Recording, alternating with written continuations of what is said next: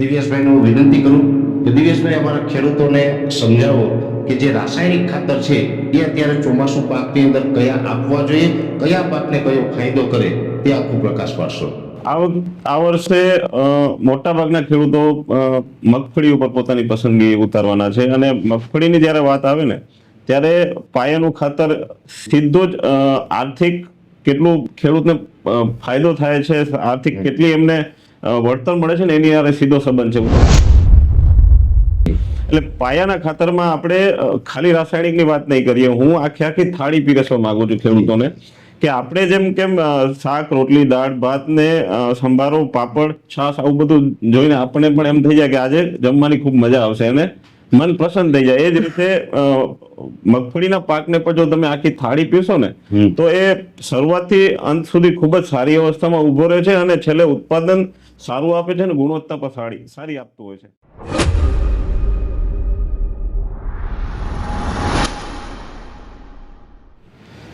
નમસ્કાર ખેડૂત ભાઈઓ, ખાસ કરીને જોવા જઈએ તો આપણે અત્યારે ચોમાસું નજીક આવી રહ્યું છે. ઘણી જગ્યાએ ચોમાસું પાકના વાવેતર થયા હશે અને ઘણી જગ્યાએ ટૂંક સમયમાં વાવણીના વરસાદો પડશે એટલે ચોમાસું વાવેતર થશે. હવે આપણે સમજવાનું છે કે ખાતર, કેમ કે ખેડ ખાતર અને પાણી આ ખૂબ અગત્યની વસ્તુ છે. જેમાં મહત્વનું હોય છે કે ખાતર, કેવા ખાતરો આપવા જોઈએ જમીનને, કેવા ન આપવા જોઈએ અને કેવા ખાતરો આપવાથી આપણે ખેડૂતોને વધારે ફાયદો થાય, વધારે ઉત્પાદન લઈ શકીએ. પહેલી વાત તો એ કે જે ખેડૂત ભાઈઓ પાસે પશુપાલન હોય, છાણિયું ખાતર વાપરતા હોય તો એ બધાથી ઉત્તમ છે. એ ન કરતા હોય જીવામૃત આપીએ તો પણ ઉત્તમ છે. પણ જેમની પાસે વિકલ્પ નથી, ફરજિયાત રાસાયણિક ખેતી કરે છે, તો રાસાયણિક ખાતરની અંદર કેવા ખાતરો વાપરવા જોઈએ તે વાત આજે આપણે સમજવાની કોશિશ કરવાની છે. જેમાં આપણી સાથે આત્મા પ્રોજેક્ટના જે બીટીએમની પોસ્ટ ઉપર કાર્યરત છે એવા છે દિવ્યેશભાઈ કાકડિયા, જે આપણી સાથે ઉપસ્થિત છે. અને દિવ્યેશભાઈ, સૌપ્રથમ તો આપનું સ્વાગત છે. અને દિવ્યેશભાઈનું વિનંતી કરું કે દિવ્યેશભાઈ અમારા ખેડૂતોને સમજાવો કે જે રાસાયણિક ખાતર છે એ અત્યારે ચોમાસું પાકની અંદર કયા આપવા જોઈએ, કયા પાકને કયો ફાયદો કરે તે આખું પ્રકાશ પાડશો. પરેશભાઈ, સૌપ્રથમ તો તમારા દરેક ખેડૂત મિત્ર જે તમારા દર્શકો છે એમને હું આવકારું છું અને તમારો પણ ખૂબ ખૂબ ધન્યવાદ મને આ તમારા પ્લેટફોર્મ પર મોકો આપવા બદલ.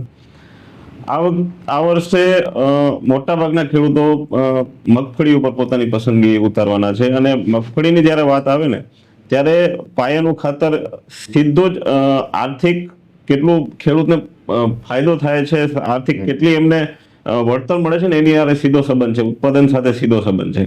એટલે પાયાના ખાતરમાં આપણે ખાલી રાસાયણિકની વાત નહીં કરીએ. હું આખી થાળી પીરસવા માંગુ છું ખેડૂતોને કે આપણે જેમ કેમ શાક, રોટલી, દાળ, ભાત ને સંભારો, પાપડ, છાશ આવું બધું જોઈને આપણને પણ એમ થઈ જાય કે આજે જમવાની ખૂબ મજા આવશે અને મન પ્રસન્ન થઈ જાય. એ જ રીતે મગફળીના પાકને પણ જો તમે આખી થાળી પીશો ને તો એ શરૂઆતથી અંત સુધી ખૂબ જ સારી અવસ્થામાં ઉભો રહે છે અને છેલ્લે ઉત્પાદન સારું આપે છે અને ગુણવત્તા પણ સારી આપતું હોય છે.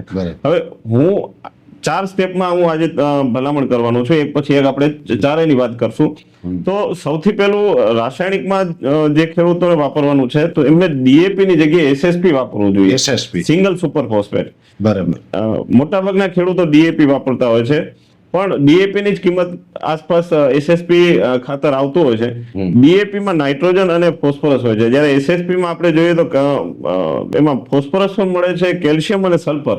બરાબર. આ ત્રણેય તત્વો એસએસપી માં સેમ ડીએપી ની કિંમતમાં મળતા હોય છે. બરાબર. તો પછી એક પોષક તત્વોની જગ્યાએ મલ્ટિપલ પોષક તત્વો મળતા હોય એ જ કિંમતમાં તો ખેડૂતો એ પસંદ કરવું જોઈએ. બરાબર. હવે ફોસ્ફરસ તો વિકાસ અને વૃદ્ધિ માટે પહેલેથી છેલ્લે મુખ્ય તત્વમાં આવે છે. સલ્ફર અને કેલ્શિયમનો શું ઉપયોગ છે આજે દરેક ખેડૂત મિત્રને હું જણાવી દઉં. મગફળી એક તેલીબિયા પાક છે. તેલ અને પ્રોટીન માટે જ મગફળી વવાતી હોય છે અને વપરાતી હોય છે.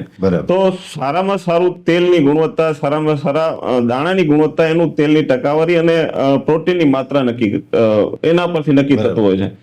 તો જો શરૂઆતમાં તમે એસએસપી આપો છો પાયાના ખાતરમાં તો એની અંદર રહેલું જે સલ્ફર છે એ પહેલેથી છેલ્લે સુધી જ્યારે મગફળીને જરૂર હોય ત્યારે એ મળતું રહે છે. એના કારણે ખૂબ જ સારી ગુણવત્તાનું તેલ અને પ્રોટીન વાળા દાણો અને મગફળીનું ઉત્પાદન થતું હોય છે. હવે ત્રીજું તત્વ એમાં મળે છે કેલ્શિયમ. હવે કેલ્શિયમ એ એટલી અગત્યની વસ્તુ છે જેટલી આપણામાં કેલ્શિયમની ઉણપ હોય તો આપણા હાડકા નબળા પડે છે. મજબૂતાઈ માટે જેમ આપણે કેલ્શિયમની જરૂર છે એમ છોડને પણ કેલ્શિયમની એટલી જ માત્રામાં જરૂર હોય છે. બરાબર. પણ હવે મૂળ જે મગફળીના મૂળ છે ને એ કેલ્શિયમ લઈ અને ડોડવા કે દાણા સુધી પહોંચાડી નથી શકતા. બરાબર. એટલે કેલ્શિયમ જ્યાં ડોડવાનો વિકાસ થાય છે જમીનમાં ત્યાં હોવું જરૂરી છે. એટલે એસએસપી તમે નાખો છો તો ઓટોમેટિક કેલ્શિયમ 20-21% કેલ્શિયમ હોય છે જે ત્યાં મૂળ આસપાસ હા. અને ડોડવા જ્યાં વિકસે છે ત્યાં એમને મળી રહે છે. એટલે આ એક જ ખાતરમાં 3 તત્વો મળે છે. સાથે સાથે માઇક્રોન્યુટ્રિયન્ટ જોઈએ ને તો ઝિંક અને મેગ્નેશિયમ જેવા પણ તત્વો એમાં એસએસપી માં હોય છે. અચ્છા. એટલે આ એક જ ખાતરમાં કોમ્બિનેશન છે. એટલે ડીએપી ની જગ્યાએ એસએસપી ની હું આપણા ખેડૂતોને ભલામણ કરીશ. અને સાહેબ એસએસપી ની ભલામણ કરો પણ 1 એકરની અંદર ડોઝ પણ આપણે સમજાવી દઈએ. 1 એકરમાં હું આખી જયારે થાળી પીરસવાનો છું તેઓ જે ભલામણ છે ને એનાથી હું અડધું રાસાયણિક ખાતર વાપરવાનું ખેડૂતોને જણાવીશ. એટલે 1 એકરે 30 થી 35 કિલો એસએસપી વાપરવું જોઈએ. પછી એની સાથે બીજું આપણે નાઇટ્રોજન તો મગફળીમાં રાઇઝોબિયમ ની ગાંઠો હોય એટલે જેટલું મગફળીને નાઇટ્રોજન ની જરૂર હોય એ પોતાના મૂળ દ્વારા લઈ લેશે. એટલે નાઇટ્રોજનની વ્યવસ્થા થઈ ગઈ, ફોસ્ફરસની થઈ ગઈ, સલ્ફરની થઈ ગઈ, કેલ્શિયમની થઈ ગઈ, 1-2 માઇક્રોન્યુટ્રનની થઈ ગઈ. હવે ઘટે તો પોટાશ ઘટે છે. બરાબર. તો આપણી જમીનમાં પોટાશની ઉણપ તો છે જ વર્ષોથી. એટલે પોટાશ યુક્ત ખાતર તરીકે સૌથી સર્વશ્રેષ્ઠ કયું ગણાય તો મ્યુરેટ ઓફ પોટાશ એમઓપી ખેડૂતોને વાપરવાની ભલામણ કરું છું. કારણ કે એમઓપી છે ને એક પોટાશનો સૌથી રીચ સ્ત્રોત છે અને શરૂઆત સસ્તો પણ છે પાછો. બરાબર. એટલે પોટાશ યુક્ત ખાતર માટે એમઓપી અને એસએસપી નું બેનું એ પણ આપણે 30 થી 35 કિલોની જ ભલામણ કરું છું. બરાબર. એટલે બંને પાયામાં બંને પાયામાં આપવાનું છે. એટલે તમામ પ્રકારના મેજર અને માઇક્રોન્યુટ્રિયન્ટ આમાં કવર થઈ ગયા. પછી આ સાથે ત્રીજું ખેડૂતોને વાપરવાનું છે જે ફરજિયાત વાપરવાનું છે. સમજો જમીન આપણી રસોડું છે બરાબર, આપણે એને ખાતર આપીએ એટલે કાચો માલ આપણે આપી દીધો. બરાબર. પણ હવે આ કાચો માલને રસોઈ બનાવવા માટે જે તૈયાર ખોરાક બનાવવા માટે જે મૂળ લઈ શકે એના માટે કંઈક તો જોઈશે ને. બરાબર. તો આપણે આજ વર્ષોથી રાસાયણિક ખાતરનો ખાલી ઉપયોગ કરતા આવ્યા છે. એના કારણે થયું એવું છે કે આપણી જમીનમાંથી સૂક્ષ્મ જીવોની સંખ્યા ઘટી ગઈ છે. ઓર્ગેનિક કાર્બનનું પ્રમાણ પણ ઘટતું ગયું છે.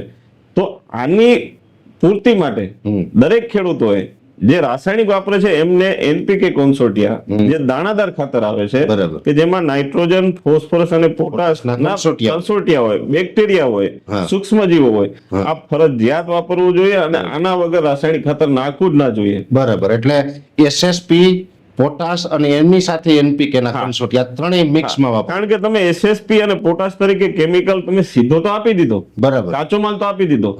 જમીન રસોડા જેવું કામ કરશે. પણ એમાં રસોઈ બનાવનારા તો જોઈશે ને પરેશભાઈ. બિલકુલ. બરાબર. રસોઈ બનાવનારા જ નહીં હોય તો છોડ લઈ કેમ શકશે, ખાઈ કેમ શકશે? એટલે નાઇટ્રોજન, ફોસ્ફરસ અને પોટાશ સરળતાથી છોડને આપી શકે એ પ્રકારના બેક્ટેરિયામાં હોય. એટલે એનપીકે કોન્સોર્ટિયા વાળું સારું કંપનીનું જવાબદારી વાળું જે ખાતર હોય એનું ખેડૂતોએ માર્કેટમાં તો એનપીકે કોન્સોર્ટિયા ઘણી કંપનીના મળતા હોય પણ જે ખેડૂતોને વિશ્વાસપાત્ર હોય એમનું વાપરવું જોઈએ. અને 25 કિલો પ્રતિ એકરનો એનો કંઈક ડોઝ હોય છે અને એની કિંમત પણ 600, 700, 800 ની આસપાસ હોય છે. આથી મોંઘા ખાતર એનપીકે કોન્સોર્ટિયા ના વાપરવા જોઈએ. એટલે કોસ્ટ ઇફેક્ટિવ પણ રહે. એક ખેડૂતોને પર એકરે કે પર વીઘા એક રેન્જમાં પણ ખર્ચો આપણે પાયાના ખાતરમાં કરાવવો જોઈએ. વધારે ખર્ચો પણ એમાં પણ નકામો છે. બરાબર. ચોથી વાત કરવાની છે માઇકોરાઇઝાની. બરાબર. હવે આપણે સીધો આપી દીધો, રસોડું તૈયાર કરી દીધું, થાળી બનાવી દીધી, સૂક્ષ્મજીવો બધું ખોરાક પણ તૈયાર કરી દેશે. પણ હવે જો મૂળ સિસ્ટમ જે મૂળિયા છે એ સારી રીતે ડેવલપ નહીં થાય અથવા તો કે મૂળિયામાં એટલી બધી કેપેસિટી નહીં હોય તો આ બધો ખોરાક લેવા માટે ક્યાંક ને ક્યાંક મગફળીનો પાક જજુમતો હોય છે. તમે જયારે માઇકોરાઇઝા જેવી ફૂગનો એનો પણ 4 કિલોનું પેકિંગ આવે છે, 4 કિલો પ્રતિ એકરનો એનો ડોઝ છે. 1 એકરમાં 4 કિલોનો ડોઝ આવે છે. દાણાદાર માઇકોરાઇઝા કહેવાય એને. એ જયારે તમારે એ પાયાના ખાતરમાં જ તમારે આપી દેવાનું છે. તો એ જયારે આપો છો તો શરૂઆતની અવસ્થાએથી જ એની મૂળનો વિકાસ સારો થાય છે. માઇકોરાઇઝાના ફૂગ છે ને પરેશભાઈ એ મૂળના તાતરા સાથે જોડાઈ અંદર પ્રવેશશે અને એની આજુબાજુ મૂળ જેવો જ વિસ્તાર બનાવશે. બરાબર. એના કારણે કેવું થશે કે જેટલો પણ દ્રાવ્ય ખોરાક છે, જેટલા પણ દ્રાવ્ય રસાયણો છે એ બધા જ ઉપાડીને મગફળીને આપશે. બરાબર. અને સામે માઇક્રોરાઇઝાને શું જોઈએ તો કે ભાઈ મગફળી જેટલું ગ્લુકોઝ કે શર્કરા બનાવે એ પોતાના ખોરાક તરીકે ઉપયોગ કરે. એટલે એકબીજાના મ્યુચ્યુઅલમાં માઇક્રોરાઇઝા જમીનમાં રહેતી હોય છે.